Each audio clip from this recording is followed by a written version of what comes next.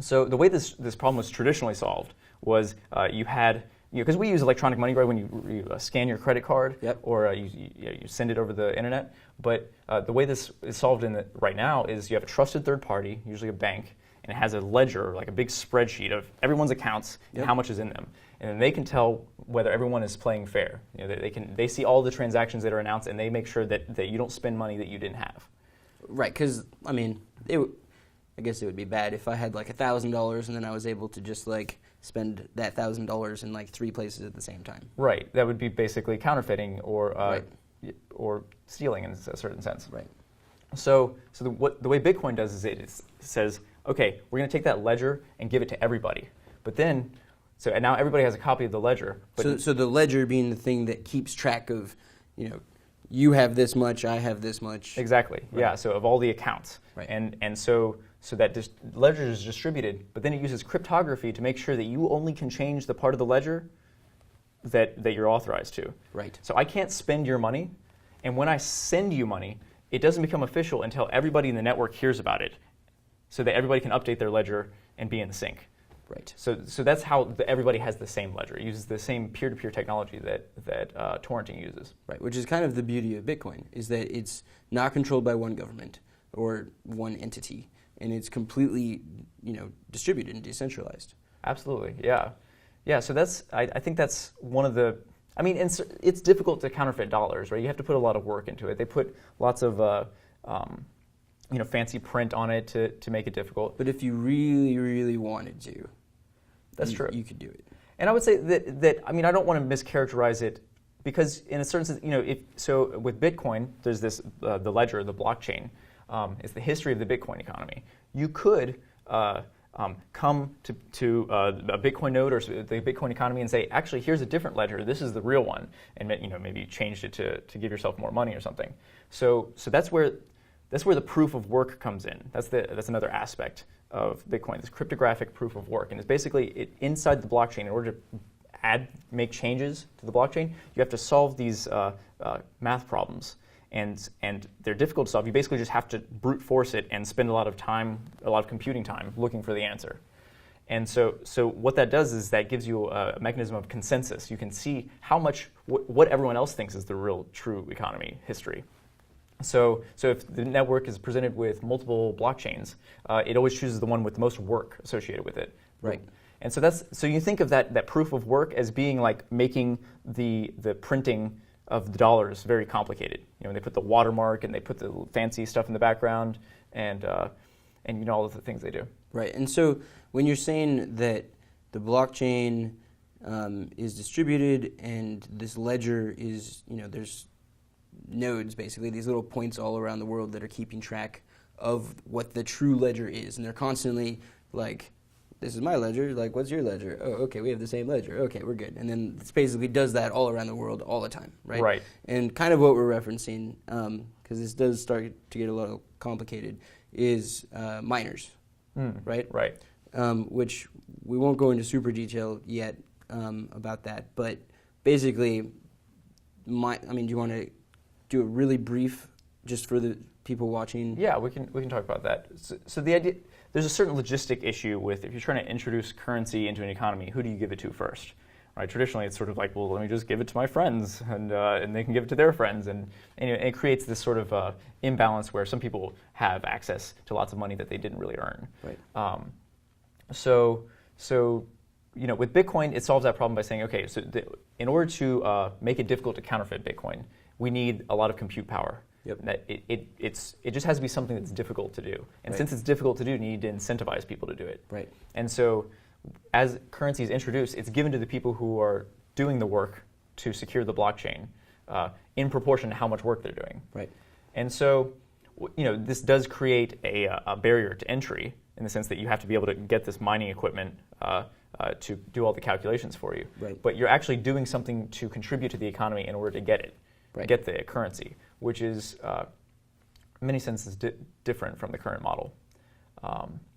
And so people buy these miners, which are specialized computers to just do these calculations. It's a cryptographic proof of work. Yep. So it's sort of like a trap door, or it's something that's very difficult to reverse engineer. So it's like you throw something through the function, and it pops out on the other end some random number. And if you change the input just a little bit, the output is totally different. Right. And so you don't know when you're close to the right answer. Right.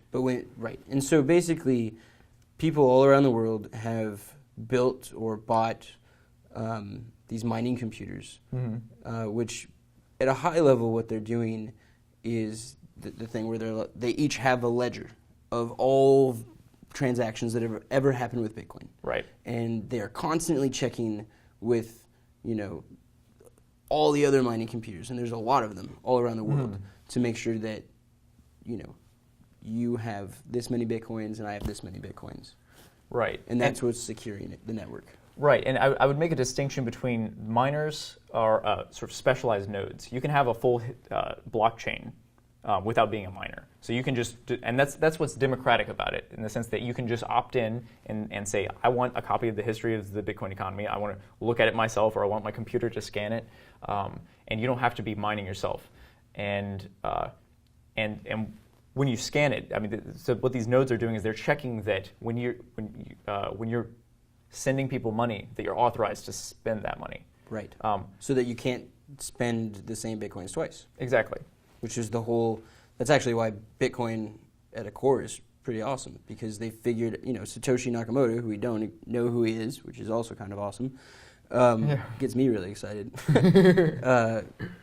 He was the first person ever to create this technology that can make sure that I can't spend the same, digital currency twice, which is super cool. So, do you think that Bitcoin is money? And do you think it's good? Like, should people be accepting it?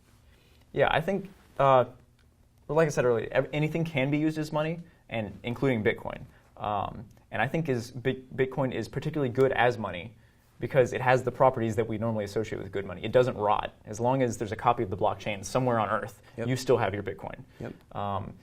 It's scarce. It's capped at 21 million. Yep. So you can always subdivide it further. If the pennies get too big and expensive, you can cut the pennies into smaller pieces. But there's never going to be more than 21 million. And it's fungible. It's as fungible as dollars, and it's difficult to counterfeit. And when properly secured, it's actually more difficult to steal than dollars. Of course, nothing's ever impossible to steal. But if you encrypt your wallet, you could have criminals raid your home, take all your stuff, haul you off to jail or something, and they still wouldn't be able to take your money. Right. Which is, that's the first time in history that kind of thing can happen. And so, people hear there's a lot of public news about how people got hacked. And that's not the Bitcoin system getting hacked. That's people not securing their Bitcoins properly. Right. It would be like, I have $1,000 in cash, and I left that out in the open and not in a bank, and someone was able to go get that. Right. It's like it's not the bank's fault. It's not the U.S. government's fault. It's my fault. Right. And you wouldn't keep your life savings in your pocket. And so, likewise, you don't keep all your Bitcoin in one place. Right. So, I guess here's the real question. If you were selling cheese and I had Bitcoin, could I buy your cheese? Would you let me buy the cheese with Bitcoin? Absolutely. Absolutely. There we go. Perfect. Bitcoin is for cheese. No, but I think that there's another issue, though, that I think is not obvious, which is, people don't really learn about in school without having to take very specialized classes how the current financial system works, right? In almost every country in the world, there's a central bank, which is a special kind of bank that is given the authority to print money. And when you think about this is a really incredible power you're trusting someone with, right? I think pretty much everyone would use that power to help themselves and their friends out, even just a little bit, if they were given it. And so that's when in Bitcoin, you talk about a trusted third party, right? The bank is where you route all transactions through. And so they have the ledger that they can see that everyone else is playing fair. Right. But since they're the only ones who have the ledger, no one can see that they're playing fair. Right. And so Bitcoin is more symmetric. Everyone has the ledger, and so everyone can keep everyone else in check. Everyone is the bank. Everyone is the bank. Yeah, and it ends up being like a bubble where everyone's pulling on each other, and it ends up being symmetric and strong.